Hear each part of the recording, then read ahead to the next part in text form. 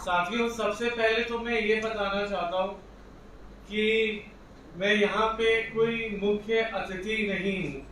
मैं यहाँ पे, आप भले ही कहना चाहें तो मैं यहाँ पे मुख्य साथी बन के भले ही मैं बैठ सकता हूँ या आ सकता हूँ।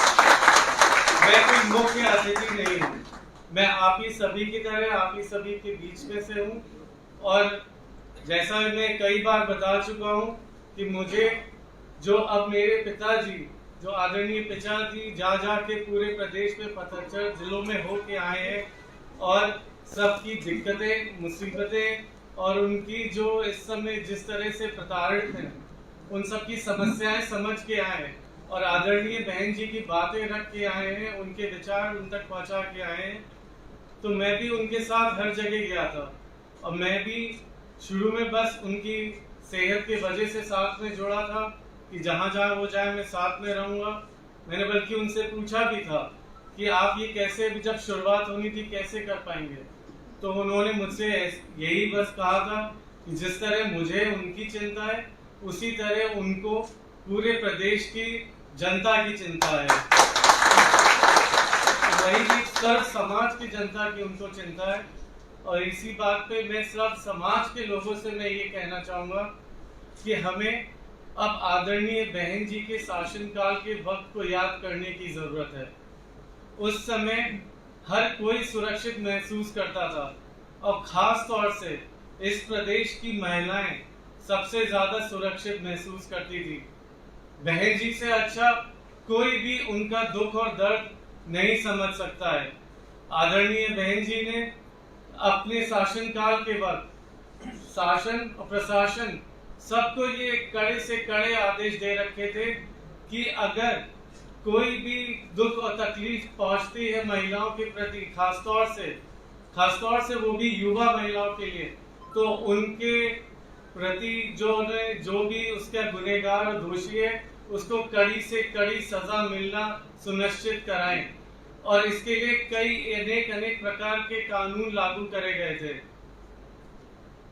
अब कि हम शहर जहां घूम के आए या जब भी कहीं घूमने जाते हैं या गांव में जाते हैं, बातें लोगों से कुछ ना कुछ इंटरेक्शन होता है, तो वहां की महिलाएं अभी भी बहन जी के शासनकाल के वक्त को याद करती हैं।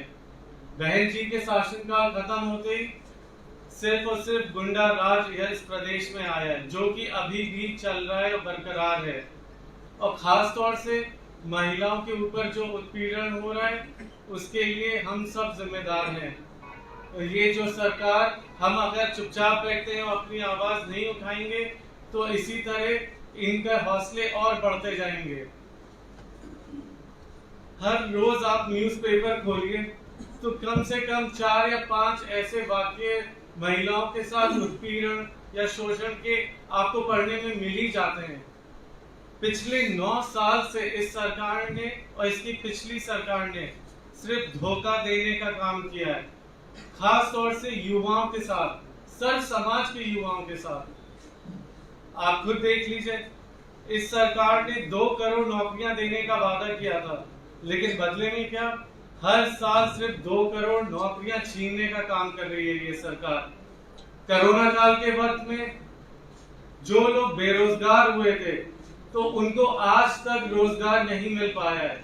और जब सब समाज के नौजवान लोग और बेरोजगार लोग अपनी नौकरी की मांग रखने जाते हैं या बात करते हैं तो उनको बदले में सिर्फ लाठी और डंडे ही मिलते हैं इस सरकार से। आप सब जानते हैं, आरक्षण के नाम पर ये सरकार सिर्फ धोखा देने का काम कर रही है। रेलवे हो चाहे कोई भी सरकारी यूनिट्स हो, ये सब एक एक करके प्राइवेट कंपनीज के हाथों में बेच रही है।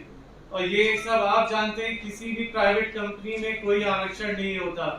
तो जब सरकारी नौकरियां ही नहीं बचेंगी तो किस बात का आरक्षण और किस बात का रोज की नौकरी का झूठे वादे इनकी तरफ से। इस बात को भी, इनकी सच्चाई को पहचानने की अब हमें जरूरत है। बल्कि आप लोग ने सुना होगा, कोई ना कोई मंत्री, बल्कि 2 मंत्री इनका अपना जवाब एक बार मीडिया के सामने इनका आ चुका है। जब मीडिया वालों ने इनसे नौकरी के लिए पूछा तो इनके मंत्रियों का नौजवानों के लिए क्या जवाब था कि ये लोग, तो उसमें क्या है, जाके पकौड़े बेचें। अब आप खुद सोच लीजिए, ये सरकार पकौड़े बेचने की बात कर रही है। हमें पकौड़े बेचने वालों से कोई दिक्कत नहीं है, हमारी पार्टी बनी है उन गरीबों की मदद के लिए। लेकिन जब ये सरकार पढ़े लिखे नौजवान लोगों से, जो कि डिग्री होल्डर हैं, ये सब अपनी पूरी जिंदगी भर पढ़ के मेहनत करके वहां पहुंचे, और अब आके अंत में उनसे सरकार जवाब में ये कहे कि आप जाके पकौड़े बेचिए, तो आप समझ लीजिए इनकी नीति में और करनी में क्या फर्क है। और जो इनकी बातें होती हैं वो खाली हवाई बातें, खाली दिखावे के लिए। और दिखावे में अगर हम सोशल मीडिया पे आ जाएं, तो इस समय हर कोई सोशल मीडिया पे है, ये जमाना सोशल मीडिया का है, और जिसका बहुत खूबी से ये सरकार इस्तेमाल कर रही है। किस लिए? सिर्फ अपने दुष्प्रचार फैलाने में और झूठी खबरें लोगों तक पहुंचाने में। आजकल सोशल मीडिया वो ताकत है कि अगर सरकार किसी की बात दबाने की भी कोशिश करे, तो वो आदमी बाहर निकल के, या कोई भी बाहर निकल के सोशल मीडिया में अपनी खुल के बात रख सकता है। सोशल मीडिया उसके थ्रू, मैं तो बल्कि कहता हूं, आप लोग जो लोग सरकार तक अपनी दिक्कतें, या किसी भी तक अपनी दिक्कतें या जो भी प्रॉब्लम्स है नहीं पहुंचा पा रहे हैं, तो वो आप सब लोग सोशल मीडिया के माध्यम से हमसे जुड़ सकते हैं, और हमसे जुड़ के हम तक अपनी बातें पहुंचा सकते हैं। क्योंकि हर कोई शहर भर में, पूरे प्रदेश में, सबके लिए दूर दूर से इतना आसान भी नहीं है यहाँ तक आना, और यहाँ तक आके हमसे मिलना। ये चीज हमें भी समझ में आती, बहुत बड़ा प्रदेश है ये देश, लेकिन इस प्रदेश के मैं सभी लोगों से ये कहना चाहूंगा कि सोशल मीडिया के माध्यम से आप हमसे जुड़िए, और अपनी सारी तकलीफें या बातें आप उसमें खुल के अपनी रख सकते हैं। और इस चीज की मैं आपको गारंटी देता हूं कि आपकी सारी तकलीफें नोट करी जाएंगी, और जब आपकी सरकार और बसपा की सरकार बनती, तो एक एक तकलीफ को ध्यान में रखते हुए लोगों की उसका पूरा से पूरा अच्छी तरीके से समाधान निकालने की और उसका पूरा उपचार निकालने का प्रयास किया जाएगा। ये मेरी तरफ से मैं अभी आपको ये बोल के दे रहा हूँ, और मेरे माध्यम से एक एक बात मेरे आदरणीय पिताजी श्री सतीश चंद्र मिश्रा जी तक एक एक बात पहुंचती है, और उन तक पहुंचाने का, आप सबकी दिक्कतों का, तकलीफों का, मैं एक एक बात पहुंचाने का काम मैं करूंगा। और इस चीज का मैं आपको वादा करता हूँ, कोई भी तकलीफ नहीं रहेगा, तो इसकी तकलीफ बगैर सुने नहीं रही जाएगी। इसीलिए मेरी सबसे ये अपील है कि सोशल मीडिया में आप सब लोग जुड़िए, और इस सरकार के जो भी झूठे प्रोपेगेंडा या एड्स के थ्रू झूठे प्रचार ये सब सरकार करती है, तो उसके खिलाफ आवाज उठाने का काम करें, और इनके असली मुखौटे को, जो झूठ का पहन रखा है, उसको अच्छे से विरोध करने का काम सोशल मीडिया के माध्यम से आप सब लोग कर सकते हैं, जो कि करें। भाइयों और साथियों, जब बहन जी सीएम बनी थी 2007 में, तब आदरणीय बहन जी ने हर वर्ग के एक समान काम, हर वर्ग के हर एक व्यक्ति के लिए एक समान कार्य काम करने का कोशिश करा था और करके दिखाया था। जबकि सीएम बनते ही सबसे पहले उन्होंने सामान्य वर्ग की लोगों पे जो नौकरियों पे और भर्तियों पे रोक लगी हुई थी, उसको हटाने का काम करा था। आदरणीय बहन जी ने 1 लाख सफाई कर्मचारियों को नौकरियां दिलाई थी और उनको रोजगार दिलाया था। वो जमीनी तौर पे काम करती हैं, ना कि जो ये आज की सरकार है, जो स्वच्छता अभियान के बहाने सिर्फ फर्जी प्रचार करती है, खाली एड्स के माध्यम। और ये सब जमीनी हकीकत में ये अभी भी नहीं बता सकते कि खुद इन्होंने कितने सफाई कर्मचारियों को नौकरी दी, कितने क्या करवाया। खाली हवा में टॉयलेट गिरा देंगे, बातें बता देंगे, जिसका कोई भी हिसाब नहीं है। आंकड़े बताने में तो कोई भी आंकड़े बता सकता है, लेकिन सच्चाई जो है वो कोई भी जाके आरटीआई के थ्रू निकलवा सकता है, जो कि हमारे पास खुद निकली रखी हुई है। आरटीआई से एक एक इनका हिसाब, एक एक आंकड़ों का एक एक सारा संकलन हमारे पास रखा है। जबकि बल्कि बहन जी ने टीचरों को, अध्यापकों को, जिनको हम अपने माता पिता के बाद अपने गुरु, सबसे बड़ा सम्मान और इज्जत किसी को देते हैं तो वो अपने गुरु, अपने टीचरों को देते हैं। उनको इन्होंने धोखा देने का काम करा है। जबकि 2007 से 12 में लेके आदरणीय बहन जी ने इनको पूरा मान और सम्मान दिया था। इन्होंने जब हमारी 2007 से लेके 12 तक सरकार थी, तब आदरणीय बहन जी ने 2 लाख से ऊपर शिक्षकों को नौकरी देने का काम किया था। और ये चीज खुद आप किसी भी शिक्षक संघ से या यूनियन से पूछ लें, वो ताल ठोक के ये बात अभी भी आपके सामने कहने को तैयार हैं और रखते हैं कि जो मान सम्मान उनको आदरणीय बहन जी के वक्त मिला, वो उनको तब से कुछ नहीं, सिर्फ धोखा देने का ही काम हो रहा है। बहन जी ने खास तौर से युवाओं के लिए और उनके अच्छे भविष्य को देखने के लिए और ध्यान में रखते हुए, जैसे कि उनका भविष्य बहुत ही अच्छा और अच्छा से क्या खूब उनको खुशी मिले, अपना घर परिवार अच्छे से चला पाए, उसके लिए जो पहला स्टेप स्कूलों के बाद होता है, स्कूल भी उन्होंने कई खुलवाए, बल्कि कॉलेजेस जिसमें इंजीनियरिंग कॉलेज कई खुलवाए, आईटी कॉलेज खुलवाया, बल्कि अनेक अलग अलग प्रकार के अलग अलग व्यवस्थाओं के कॉलेजेस उनके सामने उनकी सरकार में हमने खुद देखे आते हुए, खुलते हुए। और जिसका अब लखनऊ से, ज्यादातर आप लोग लखनऊ से हैं, तो सबसे बड़ा तो आप लोग यूनिवर्सिटी आप जानते होंगे कि डॉक्टर शकुंतला मिश्रा यूनिवर्सिटी के नाम से एक यूनिवर्सिटी है जो कि विश्व में अपने में ही एक प्रकार की अलग प्रकार की यूनिवर्सिटी है, जिसके जैसी कोई और पूरे विश्व में यूनिवर्सिटी नहीं है। क्योंकि उसमें आदरणीय बहन जी ने ये सुनिश्चित करा कि 50% कोटा, 50% सीटें जो फिक्स हैं वो विकलांग जनों के लिए हैं और 50% जो नॉर्मल लोग हैं उनके लिए है। क्योंकि जो विकलांग हैं उनको हम लोग डिफरेंटली एबल्ड मानते आए, कहते आए, क्योंकि हम लोग उनके साथ 20-25 आदरणीय पिताजी तो उनके साथ 30-35 साल से जुड़े हैं और उनके लिए सामाजिक कार्य करते आए, कि कोर्टों में केसेस उनके लिए लड़ते आए। तो उसी चीज को मानते हुए, इज्जत देते हुए आदरणीय बहन जी ने हमारी आदरणीय दादी के नाम पे ये यूनिवर्सिटी पूरी खोली, जो अपने, मैंने जैसे बताया, विश्व में अपने में खुद एक प्रकार की यूनिवर्सिटी है। आप सब जानते हैं कि बहन जी ने युवाओं के लिए खासतौर से जो रुचि उनकी स्पोर्ट्स के क्षेत्र में होती है, खेलकूद के क्षेत्र में होती है, उसको ध्यान में रखते हुए अपनी सरकार के वक्त कई योजनाएं लाई थी, जिससे युवाओं को, जिसको उनमें रुचि है, उसमें बढ़ावा मिल पाए। उन्होंने कई स्टेडियम, कई योजनाएं शुरू करी, कई फुटबॉल ग्राउंड, क्रिकेट ग्राउंड इधर उधर खोले। खासतौर से एक बात है जो बहुत लोगों को पता नहीं होगी, क्योंकि उस चीज को लेके पिछली सरकार अपनी पीठ थपथपाती है। लखनऊ शहर में जो एकाना स्टेडियम है, क्रिकेट स्टेडियम, वो प्रोजेक्ट आदरणीय बहन जी के द्वारा लाया हुआ था और उस जमीन को एक्वायर करके उस स्टेडियम के नाम अलॉट करी गई थी। और उसके बगल में जो एक मॉल खुला है, और बल्कि एक उस जमीन के बगल में एक होटल भी प्लान था जो खुलने वाला था।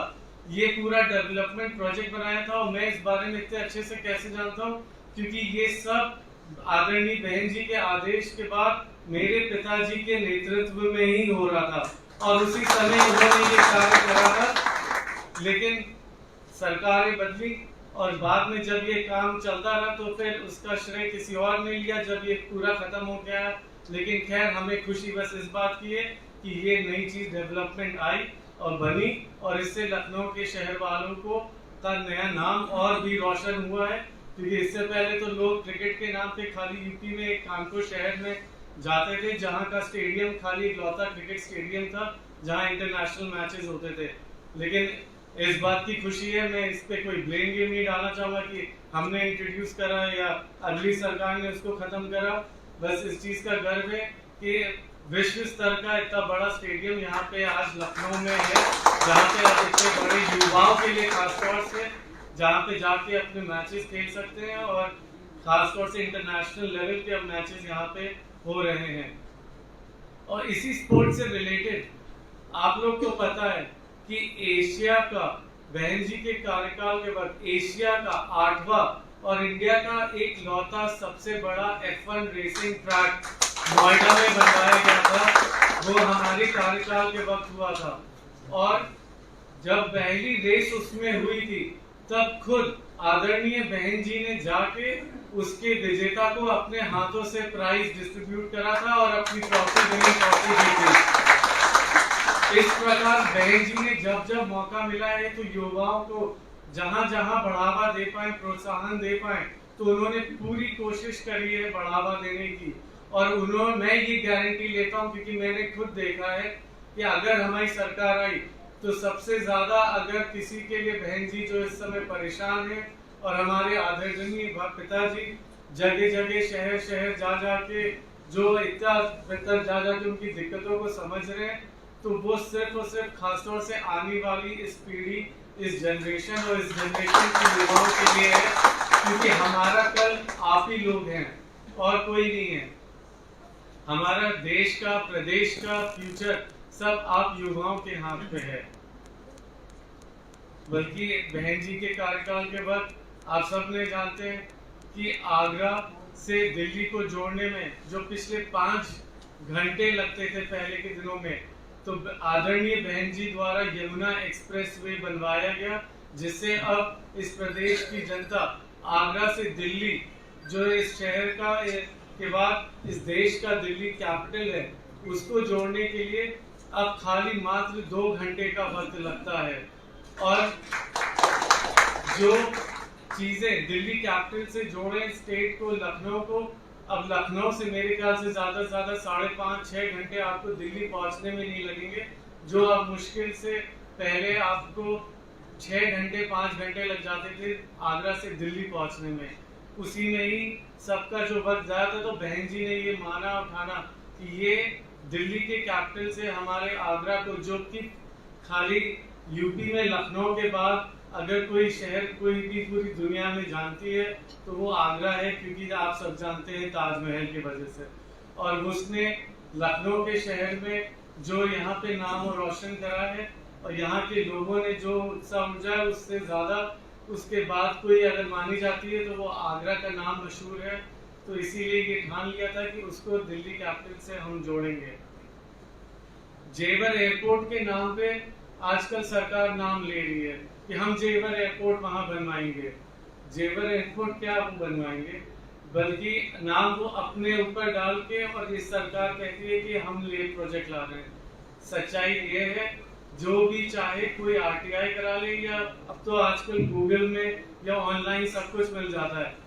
जेवर एयरपोर्ट के लिए प्रस्ताव और ये प्रोजेक्ट आदरणीय बहन जी लाई थी, और उसी समय उन्होंने उस एयरपोर्ट के लिए जमीन भी एक्वायर करके उस एयरपोर्ट के नाम कर दी थी, जिसमें फिर सरकार बदलने के बाद अगली सरकार ने कोई काम नहीं करा, कुछ भी नहीं उसमें आगे तरक्की हुई। बल्कि आपने अब जब ये सरकार जाने वाली है तो इनको फिर जेवर एयरपोर्ट याद आ रहा है और उसका नाम याद दिला रहे हैं कि हम जेवर एयरपोर्ट बनवाएंगे और हम जेवर एयरपोर्ट ला रहे हैं, जो कि सच्चाई जैसे मैंने बताई, ये प्रोजेक्ट हमारी सरकार के वक्त लाया गया था और बल्कि जमीन तक अलॉट करके दे दी गई थी। इसी माध्यम से नोएडा जब 2007 और 2012 में जब हमारी सरकार थी, तब नोएडा की रूपरेखा बदलने का काम सिर्फ और सिर्फ आदरणीय बहन जी ने करा था। चाहे वो कॉलेजेस हो या मल्टीनेशनल कंपनीज हो या फिल्म सिटी हो, या आप जो भी क्षेत्र की चीज ले लें, आपको जो भी डेवलपमेंट हुआ वहां पे, और एक से एक मल्टीनेशनल कंपनीज आके वहां पे अपना पूरे पैर जमाए टिकाए और पूरा दिल्ली धीमे धीमे नोएडा की तरफ शिफ्ट होने लगा। वो किस वजह से? क्योंकि आदरणीय बहन जी ने ये मान लिया था और ठान लिया था कि दिल्ली से चिपके इस शहर को हम दिल्ली से बेहतर बना के दिखाएंगे, और वही उन्होंने करके दिखाया था। लेकिन अब आप नोएडा का क्या हाल है? तब कॉल सेंटर्स थे, और ये सब किस वजह से? कॉल सेंटर्स में क्या होता है, ज्यादातर नौजवान लोगों को नौकरियां मिलती हैं, वो लोग रात के 12-12, 2-2, 3-3 बजे तक, नौजवान लड़के हो या नौजवान लड़कियां हो, वो 3 बजे भी वहां से लौट के अपने घर आराम से सुरक्षित जा सकते थे। किस लिए? क्योंकि लॉ एंड ऑर्डर जो बहन जी ने वहां सुनिश्चित करा था, तो उनको भी पता था, उनको कोई उनका बाल भी पाका नहीं कर सकता है, चाहे वो जिस समय, खासतौर से महिलाएं भी रात को 3 बजे भी ऑटो लेके उनको घर जाना पड़े काम करके, तो वो बेहिचक बेडर वो अपने घर जाती थी और जाया करती थी। लेकिन 2012 के बाद क्या हुआ है आप सब जानते हैं, वहां पे डेवलपमेंट के नाम पे कोई काम नहीं हुआ है। और जबकि इस सरकार और इससे पिछली सरकार की एक देन है, जिसके वजह से नया शहर खड़ा होके आ गया है जो दिल्ली से चिपका है, उसका नाम गुरुग्राम है। वो सिर्फ और सिर्फ गुरुग्राम, जो पहले गुड़गांव के नाम से जाना जाता था, अब वो साइबर हब बन गया है। अब सारी मल्टीनेशनल कंपनीज, सब कोई अब जो भी देखो सब वहीं पे काम शुरू कर रहे हैं, वहां पे एस्टैब्लिश हो रहे हैं। किस वजह से? क्योंकि इस सरकार ने उसके बाद नोएडा में कोई डेवलपमेंट होने ही नहीं दिया। उन्होंने नोएडा में किसी मल्टीनेशनल कंपनीज को कोई प्रमोशन, कोई सहायता, कोई सपोर्ट ही नहीं दिया। तो किस वजह से वहां पे डेवलपमेंट होएगा जब ये सरकार ठान के बैठ जाए कि हमें वहां पे कुछ करना ही नहीं है, और जो भी बहन जी ने वहां पे करा तो कर दिया, अब हमें वहां से कोई मतलब नहीं है। तो इस टाइप की मानसिकता इस सरकार की, इससे पिछले सरकार की थी, उसी वजह से अब नोएडा का हाल देख लीजिए। लेकिन मैं ये आपको सुनिश्चित करना चाहता हूँ, मेरे आदरणीय पिताजी ने भी ये ठान लिया है, आदरणीय बहन जी ने, कि अगर पहले ठान चुके हैं हम लोग और करके दिखा चुके हैं, तो फिर से नोएडा को हम सरकार आने के बाद दिल्ली से ज्यादा बेहतर शहर बना के दिखाएंगे। और खासतौर से वहाँ की लाइफस्टाइल, जो युवा लोग दिल्ली में मोस्टली जो खासतौर से अट्रैक्ट होते हैं दिल्ली की लाइफस्टाइल की वजह से, और अब मोस्टली गुड़गांव जा रहे हैं, तो ये मैं सुनिश्चित करता हूँ कि अब दिल्ली गुड़गांव को भूल जाएंगे। दिल्ली गुड़गांव के खुद के लोग, जब हमारी सरकार आएगी, हर चीज में, हर फील्ड में नोएडा नंबर 1 शहर एनसीआर का बन के निकलेगा। साथियों, भाजपा सरकार सिर्फ न्यूज़पेपर के फ्रंट पेज में एडवर्टाइजमेंट देके, अपनी अच्छी अच्छी तस्वीरें छपवा के, सिर्फ और सिर्फ अपना झूठा प्रसार और अपना झूठे वादे यही सिर्फ करती आ रही है, जिसके लिए अभी भी करती है। आप लोग रोज पेपर उठा लें, खासतौर से जब से अब इलेक्शन पास आ गया है, आप डेली उन्हीं के पहले पेज पे, और मैं जानता हूं कि एक पेज में इतना बड़ा आर्टिकल भी देने में कितने पैसे लगते हैं। और ये आरटीआई में आप दिखवा लीजिए, निकलवा लीजिए, ये तो वैसे न्यूज में है, हर गूगल में मिल जाएगा कि ये सरकार 300 करोड़ रुपए हर महीना खर्च कर रही है सिर्फ और सिर्फ अपने विज्ञापन छापने में। और अभी से नहीं, पिछले 5 साल से करती आ रही है, सिर्फ अपने विज्ञापन, अपने प्रचार, अपनी होर्डिंग, अपने पोस्टर, यही सिर्फ लगवाने में और दिखाने में कि हमने ये करा, हमने वो करा। और सोचिए, अगर एक महीने में 300 करोड़ खर्च कर रही है, तो एक साल में 3600 करोड़ रुपए, और पिछले 5 साल में कितने कर चुकी होगी, ये आप खुद कैलकुलेट कर सकते हैं। अगर एक साल में जो 36 करोड़ रुपए खर्च कर रहा है, उसी की जगह अपने खाली विज्ञापन और प्रचार, वो भी झूठे प्रचार करने में, तो उसी की जगह अगर वो अपनी उसी पैसे से लोगों को रोजगार दिलाने में मदद करता, नौजवानों को नौकरियां दिलाने में मदद करता, लोगों के बिजनेस जो कोरोना काल में खासतौर से प्रभावित हुए उनको मदद करने की कोशिश करता, हेल्थ सेक्टर में जहां पे हेल्थ वेल्थ इतनी लोगों की कोरोना काल में, कोविड काल में आपने भी देखा हेल्थ की क्या छीछा लेदर हेल्थ सेक्टर की इस प्रदेश की हुई है, कुछ संभाल नहीं पाए। इन सब चीजों में अगर ये महीने के 300 करोड़ और साल के 3600 करोड़ लगा देता, तो शायद इनको ये झूठे प्रचार करने की और झूठे एडवर्टाइजमेंट देने की जरूरत ही नहीं पड़ती, क्योंकि काम बोलता है। अगर काम करा होगा तो इनका काम दिखता, और फिर इनको इस तरह अखबारों में, ये प्रिंट मीडिया में और न्यूज चैनलों में इतने पैसे, करोड़ों के भाव में इतने पैसे लुटाने की जरूरत नहीं पड़ती। इसी वजह से मैं कहना चाहता हूँ, अब आपको इनको असली चेहरे को पहचानने की जरूरत है, और इनके असली चेहरे के साथ साथ इनके झूठे मुखौटे को उखाड़ के फेंक देने की जरूरत है। अगर हम सब, खासतौर से युवा लोग, बात 1 से 5 में बात करें, 5 से 10 में, 10 से 100 में, इसी तरह कर करके मुट्ठी बनती है और ताकत मजबूत होती है। और हमें अपने नहीं, बहन जी की ताकत मजबूत करनी है ताकि वो आए और 5वीं बार इस प्रदेश की मुख्यमंत्री बने। वो खुद के लिए नहीं मुख्यमंत्री बनना चाहती, वो इस प्रदेश की जनता के लिए, इस प्रदेश की युवाओं के लिए, ताकि वो आके उनकी मदद कर पाए।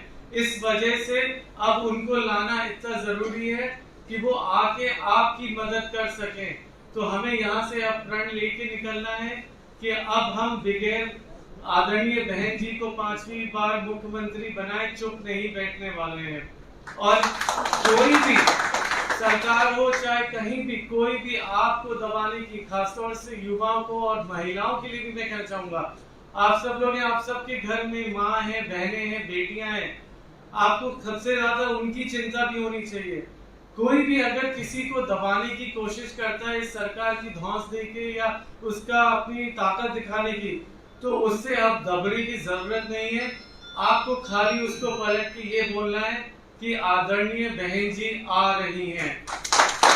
वो खुद ही छुप के अपने घर में कहीं दिल में डर के बैठ जाएगा।